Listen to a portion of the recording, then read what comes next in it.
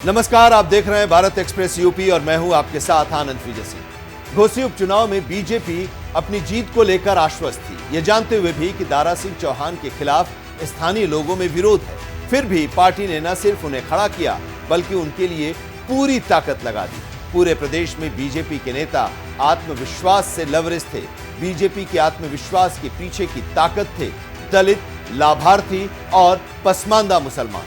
BJP का सीधा गणित था 90,000 दलित, 50,000 पसमानदा मुसलमान और बड़ी संख्या में लाभार्थी वोटर्स।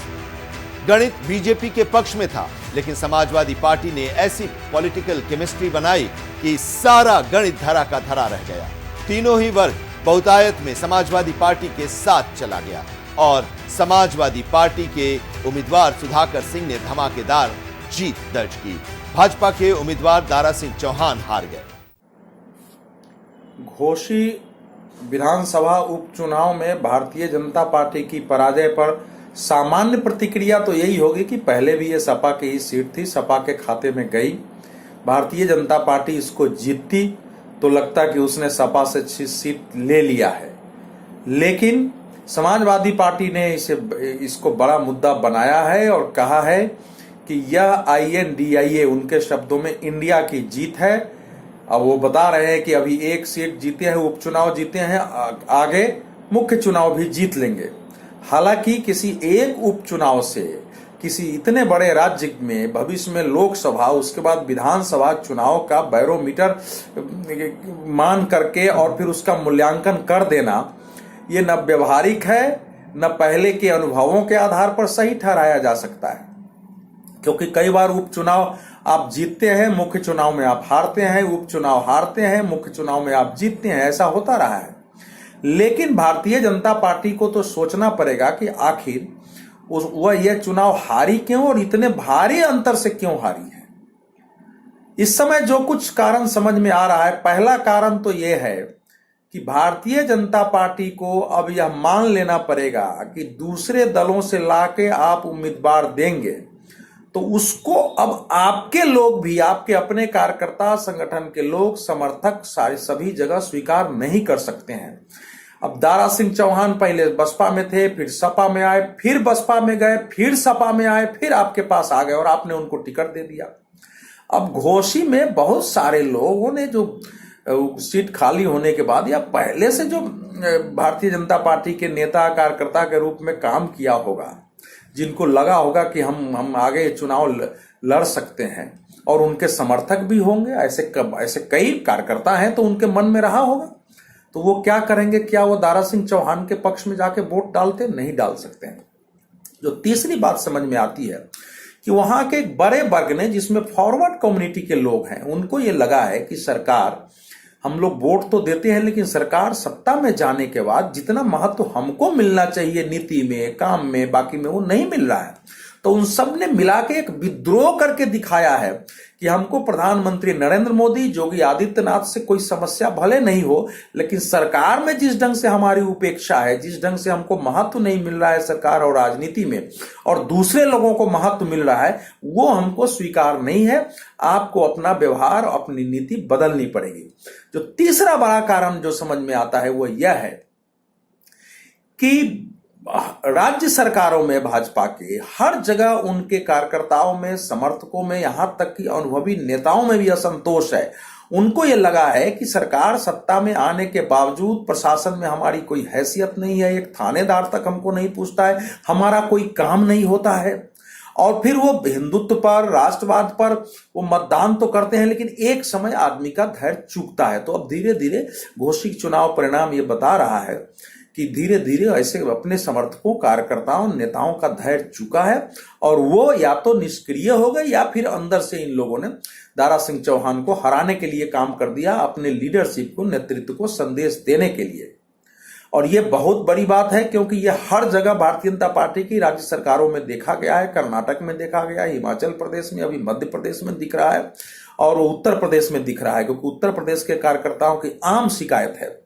दूसरा, इसके साथ साथ यह भी है कि जो बहुत सारे ऐसे लोग जो कल तक भाजपा के विरोधी थे, जो RSS संघ के विरोधी थे, जो हिंदुत्व के विरोधी थे, जिनसे इनको लड़ाइयां लड़नी पड़ी, अगर सरकार आ रहा है, उनसे संबंधित काम उनको मिल रहा है, वो कहीं पदों पर बैठे हैं या उनके कहने से काम हो जा रहा है, और हम अपने कार्यकर्ता वर्षों से जमीन सड़क पर थे, आज भी सड़क पर हैं, तो वो भी लोगों को अखरता है।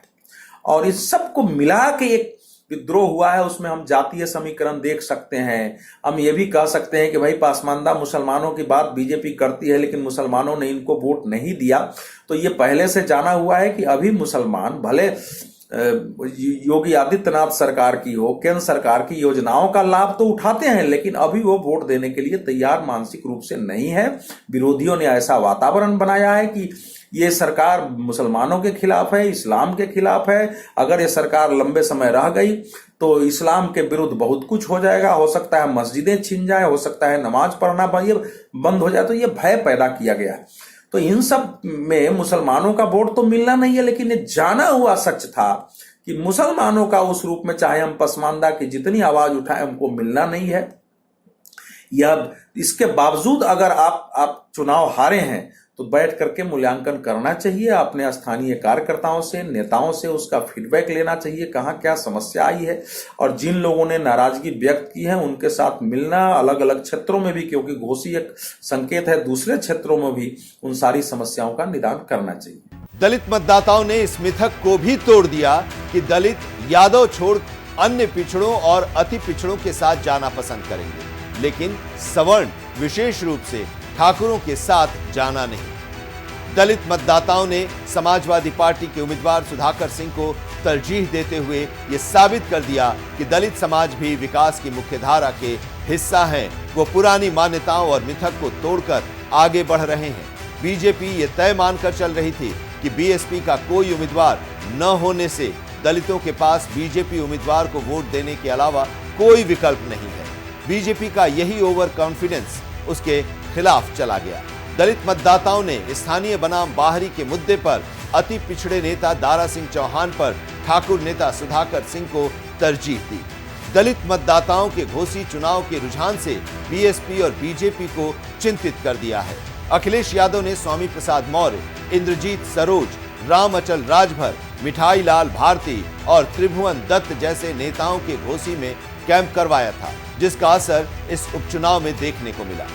50,000 पसमानदा वोटर्स को लुभाने के लिए बीजेपी का अल्पसंख्यक प्रकोष्ठ और पसमानदा नेता दानिश आजाद सहित मुस्लिम जो नेता हैं 10 दिनों से लगे हुए थे। घोसी के पसमानदा बहुल इलाकों में दानिश आजाद की छोटी छोटी सभाएं हुई। उनके भरोसे में लेने के लिए तमाम वायदे किए गए, उनकी बेहतरी के सपने दिखाए गए, लेकिन बीजेपी का ये फॉर्मूला भी काम नहीं आया। घोसी के पसमानदा बहुल इलाके कस्बा से सुधाकर सिंह को रिकॉर्ड वोट मिले। पसमानदा समाज का सबसे बड़ा वर्ग बुनकर बिजली की दर को लेकर सरकार से नाराज था।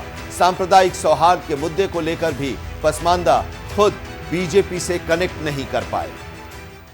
अभी गत दिनों घोसी विधानसभा उपचुनाव संपन्न हुआ, परिणाम भी सामने आ गए, जिसमें सपा प्रत्याशी सुधाकर सिंह, भाजपा प्रत्याशी व पूर्व कैबिनेट मंत्री दारा सिंह चौहान को लगभग 42,000 मतों से पराजित किए। इसलिए अगर मैं मानूं तो कुछ भी अप्रत्याशित नहीं रहा, क्योंकि दारा चौहान के प्रति इतना बड़ा आक्रोश क्षेत्र में था कि उसको देखते हुए दारा चौहान की पराजय तो होनी थी। हालांकि मैं भी विभिन्न समाचार चैनलों पर प्रायः डिबेट में रहा करता था और मुझे भी उम्मीद नहीं थी कि इतनी बड़ी पराजय होगी दारा की। मैं यह मान के चल रहा था 15,000 20,000 के बीच में मतों का अंतर रहेगा, लेकिन 42,000 मतों से दारा चौहान को चुनाव हारना पड़ा। एक चीज और बता दूं, घोसी विधानसभा उपचुनाव में कोई सीट खाली नहीं थी, सीट खाली कराई गई थी और यहां दारा चौहान को चुनाव लड़ने के लिए भेजा गया था। हम इसे एक अनुसंधान प्रयोग भी मान सकते हैं, चूंकि 2022 विधानसभा चुनाव के समय सुभाषपा नेता ओम प्रकाश राजभर और दारा चौहान दोनों लोग समाजवादी पार्टी का हिस्सा थे। पूर्वांचल के प्रभाव सुहेलदेव भारतीय समाज पार्टी, सुभाषपा नेता ओम प्रकाश राजभर माने जाते हैं।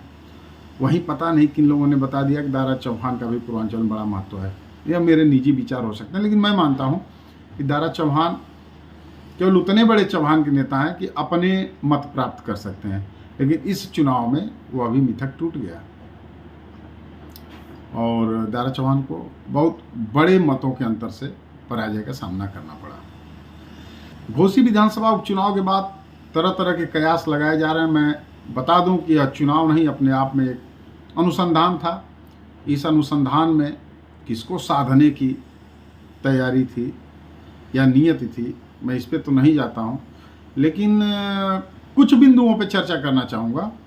दलित मतों को लेकर भाजपा काफ़ी आशान्वित थी कि चूंकि बसपा ने प्रत्याशी नहीं उतारा, ऐसे में दलित मत खाली हैं तो वह मत मुझे मिलेंगे। नहीं हुआ। वहीं राजभर मतों को लेकर ओम प्रकाश राजभर पूरी तरह आशान्वित थे और दावे भी कर रहे थे, बड़बोलापन भी कहा जा सकता है। राजभर बस्तियों में भी सपा प्रत्याशी ने सेंध लगाई। चौहानों का नेता बनते हैं दारा चौहान और दिल्ली दरबार तक सूचना दे दी गई है कि पूर्वांचल के बहुत बड़े चौहानों के नेता हैं। जबकि मैं शुरू से कहता रहा हूँ दारा चौहान चौहानों के इतने बड़े ही नेता हैं कि वह चुनाव लड़े तो चौहान उनको वोट दे देता है, उनकी पकड़ है समाज में, लेकिन वह कहीं वोट ट्रांसफ़र नहीं करवा पाते हैं। इस चुनाव में तो उनके वोट में भी सेधमारी हुई है और दारा चौहान के परंपरागत मत जो चौहानों को माना जा सकता है वहाँ भी सपा को वोट मिला। कुल मिलाकर कोई ऐसा वर्ग नहीं जिसमें सपा ने सेधमारी नहीं की। मैं इसे सपा की सेधमारी नहीं कहता, मैं इसे दारा के प्रति आक्रोश, जिन लोगों को यह लग रहा हो कि नहीं अब एनडीए पराजय की ओर उतार की ओर हो गया और इंडिया गठबंधन चुनाव जीतने की ओर, ऐसा कुछ नहीं है। मतलब चुनाव की घोषणा के समय ही अतुल कुमार अंजान, इंडिया घटक के बड़े दल कम्युनिस्ट पार्टी के राष्ट्रीय सचिव, प्रेस वार्ता में थे। मैंने उनसे पूछा कि क्या उपचुनाव में भी इंडिया रहेगा? उन्होंने सिरे से नकार दिया, कहा नहीं, यहाँ इस तरह के कोई गठबंधन नहीं।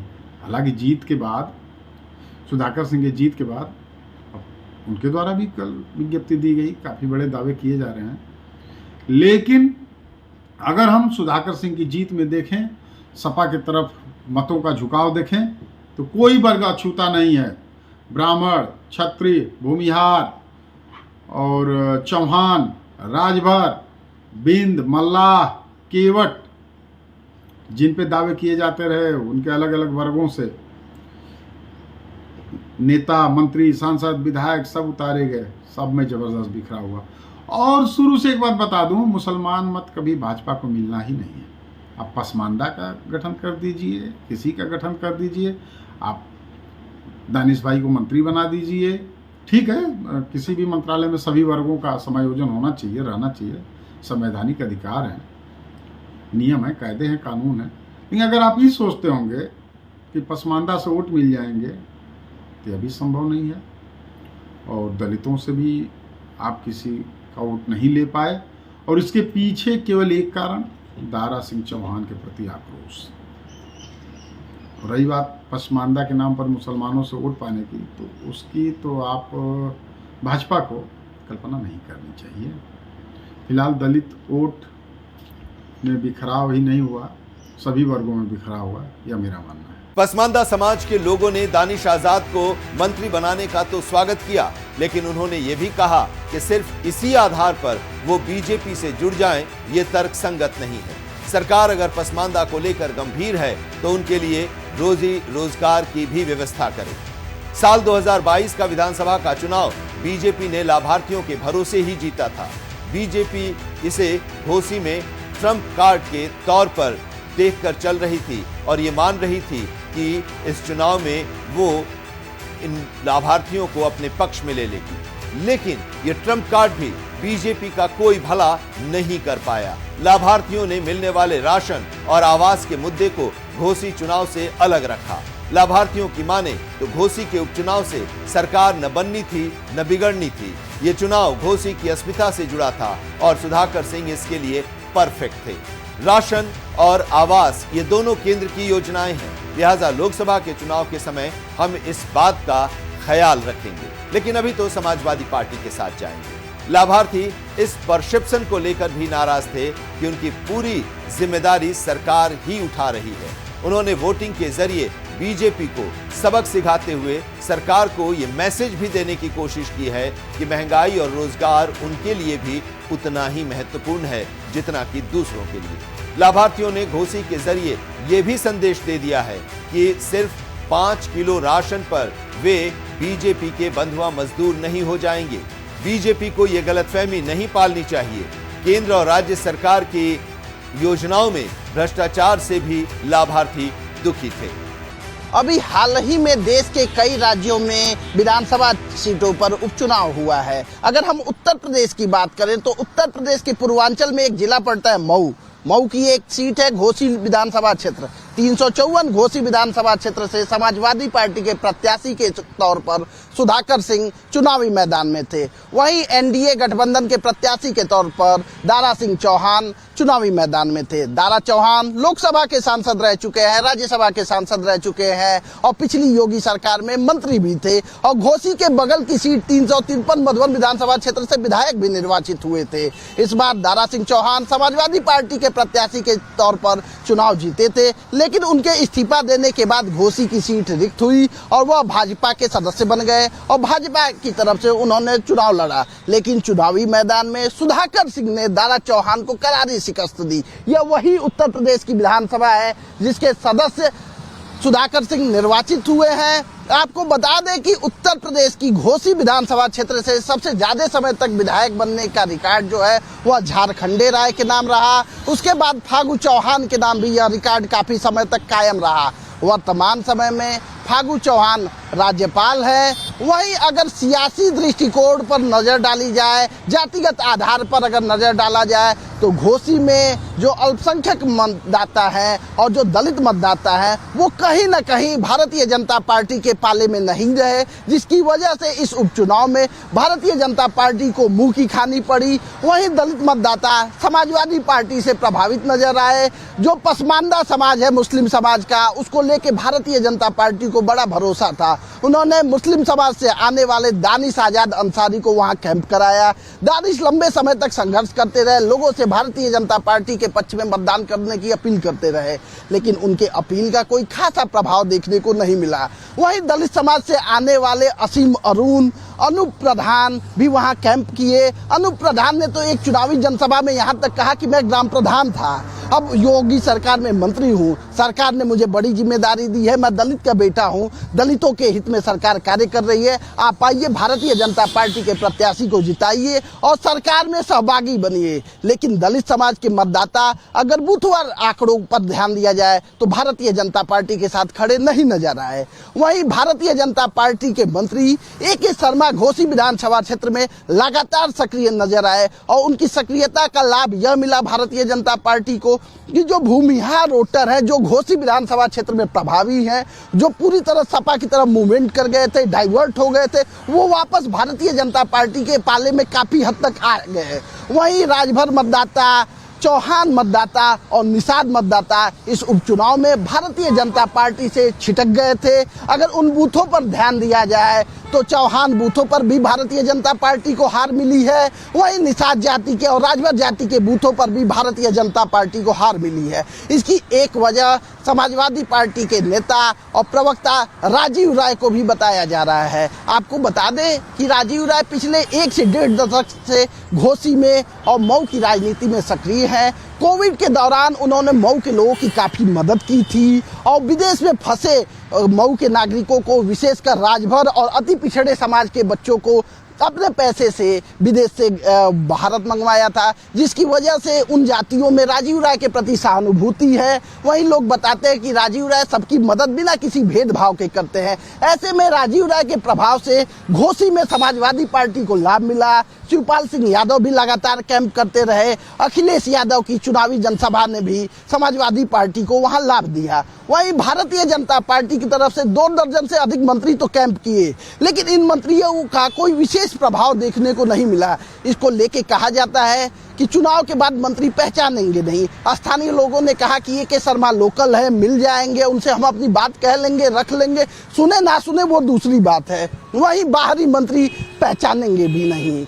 वहीं भारतीय जनता पार्टी जो पसमानदा मुसलमानों को लेके आश्वस्त थी कि पसमानदा उनके साथ रहेंगे, दलित मतदाता कुछ मुद्दों की वजह से उनके साथ रहेंगे, वो उनके साथ नजर नहीं आए, जिसकी वजह से भारतीय जनता पार्टी के प्रत्याशी दारा सिंह चौहान को करारी शिकस्त का सामना करना पड़ा। भारतीय जनता पार्टी से जुड़े लोगों का दबी जुबान यह भी कहना है कि दारा सिंह चौहान भारतीय जनता पार्टी के प्रत्याशी जरूर थे, लेकिन वहां घोसी में बहुत उनका विरोध था। इसकी एक वजह दलबदल भी थी। वहीं घोसी के लोगों का कहना है कि चुनाव आखिरी समय स्थानीय बनाम बाहरी के मुद्दे पर हो गया। सुधाकर सिंह स्थानीय थे, दारा सिंह चौहान मूलतः आजमगढ़ के रहने वाले हैं। ऐसे में स्थानीय लोगों ने कहीं न कहीं सुधाकर सिंह का साथ दिया। कैमरा पर्सन राहुल चौहान के साथ दिव्येंदु राय, भारत एक्सप्रेस, लखनऊ। तो इस वीडियो में अभी इतना ही, लेकिन उत्तर प्रदेश की तमाम खबरों को देखने के लिए आप बने रहिए भारत एक्सप्रेस यूपी के साथ। नमस्कार।